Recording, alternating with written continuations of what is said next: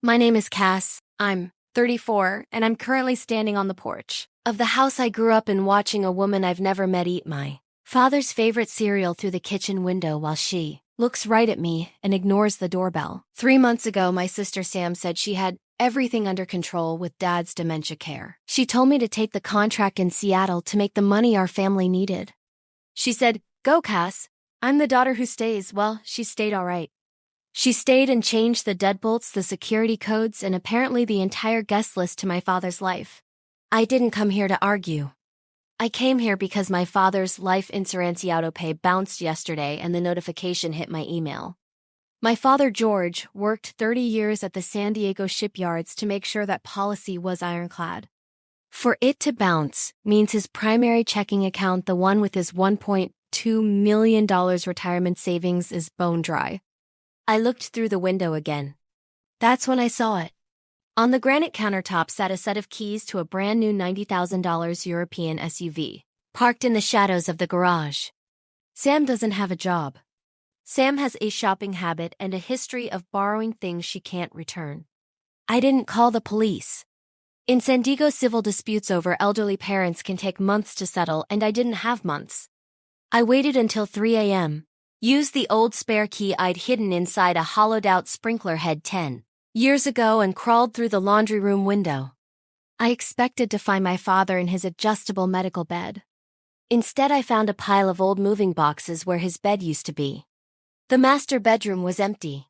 The guest room was locked. I followed the sound of a faint rhythmic tapping coming from the basement storage room. I opened the door and my blood turned to ice. My father wasn't resting, he was sitting on a plastic lawn chair in a room that smelled like damp concrete, staring at a stack of flashcards. My sister Sam was standing over him with a glass of wine, her voice a sharp, jagged edge. "Again, George," she hissed. "Who is Elena?" My father looked up, his eyes milky with confusion, and whispered, "She's my wife." Sam slammed her hand on the table. "No. She's your primary caregiver and the sole beneficiary of the estate. If you miss this at the bank tomorrow, we both lose everything. Stay with me. Because in about 60 seconds you're going to see what happens when the reliable daughter records the rehearsal of her own father's erasure. The bank meeting isn't a transition, it's a trap. I'm 34 and I'm currently sitting in the back seat of a parked rental car outside the Chase Bank on Broadway in downtown San Diego. It's 8:45. I haven't slept.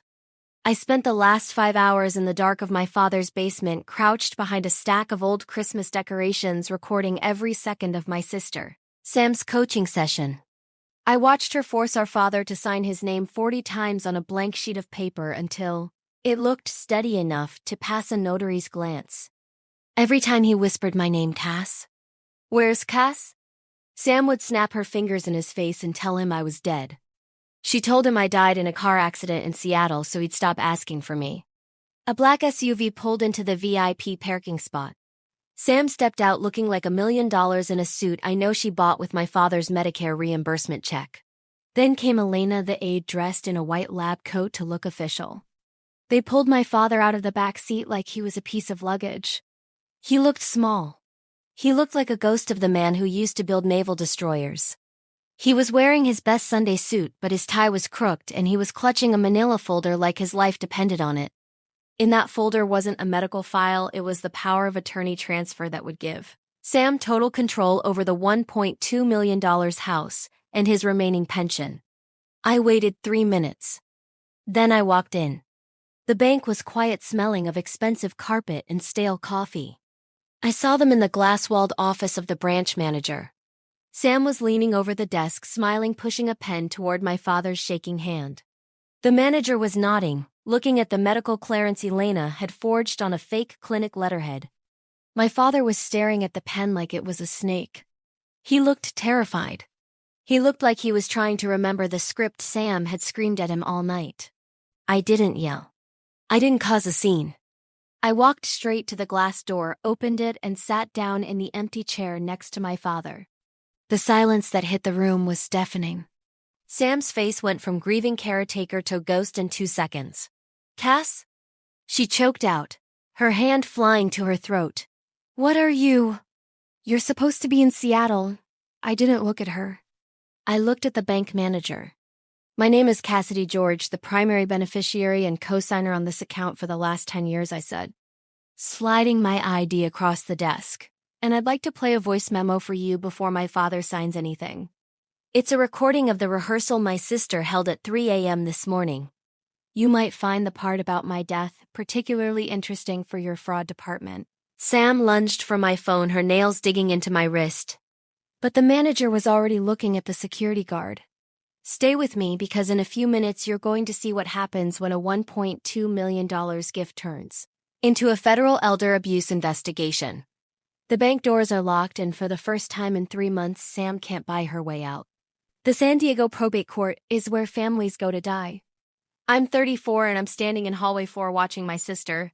Sam paced back and forth in a suit that's worth more than our father's medical deductible. She isn't crying because Dad is in a state-appointed evaluation room. She's crying because the bank froze the $1.2 million account the second my recording hit the manager's desk. Elena, the Changelic caregiver, was nowhere to be found. She'd vanished the moment the police showed up at the bank, leaving Sam to hold the bag for a felony fraud charge. But Elena didn't just vanish. I'd spent the last 6 hours in a coffee shop across from the courthouse using my old security clearance from my tech job to dig into the medical agency Sam claimed to have hired her from. It didn't exist. The address was a P.O. box in a strip mall in Tijuana. And Elena? Her real name was Elena Vance, a disgraced former nurse who had been barred from every hospital in California for pharmaceutical diversion, stealing heavy sedatives from terminal patients. Sam hadn't hired a nurse. She'd hired a professional ghost to help her drug our father into a state where he'd sign anything put in front of him. The bailiff called our name.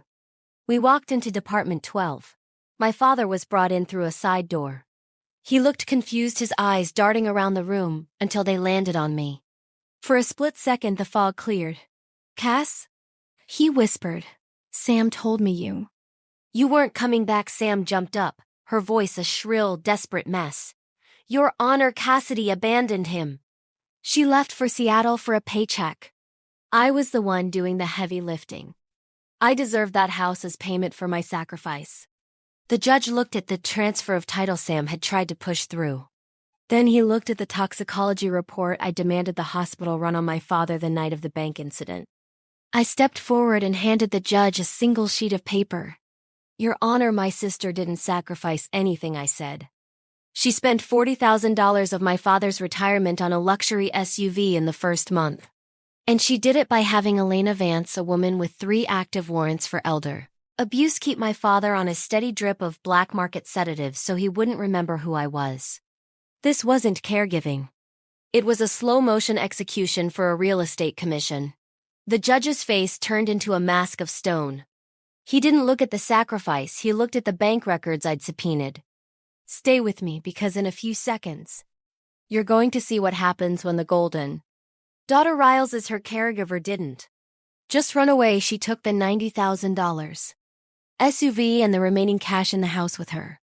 Sam didn't just lose her father, she got played by the very criminal she hired to rob him. The gavel didn't just end the hearing. It ended the family. I'm 34, and I'm standing in the driveway of 402 Willow Lane, watching the police tow away a $90,000 SUV that Sam had reported stolen by her own accomplice.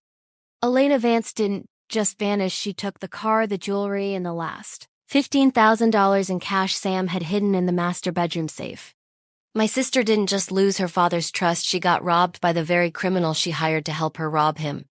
The professional she brought into our home didn't have a heart, but she definitely had an exit strategy. Sam is currently facing 3 counts of felony elder abuse and financial fraud in a San Diego County facility. She keeps calling me from the unit crying about how hard it was to stay behind while I worked. I don't pick up. Because hard isn't working a double shift. Hard is waking up in a damp basement because your own daughter told you your other child was dead. My father is back in his master bedroom now. He still asks for Thea nurse sometimes. But when he looks at me, he knows I'm the one who stayed when it actually mattered. I sold the house. We moved to a quiet condo in Loyola, closer to the ocean, where the air is clear and the locks stay the same. The $1.2 million estate is back in a protected trust, overseen by a court-appointed fiduciary. I don't want to be the one holding the checkbook, I just want to be the daughter. The golden child learned the hard way that when you play games with a life, the house always wins, and usually the house is me.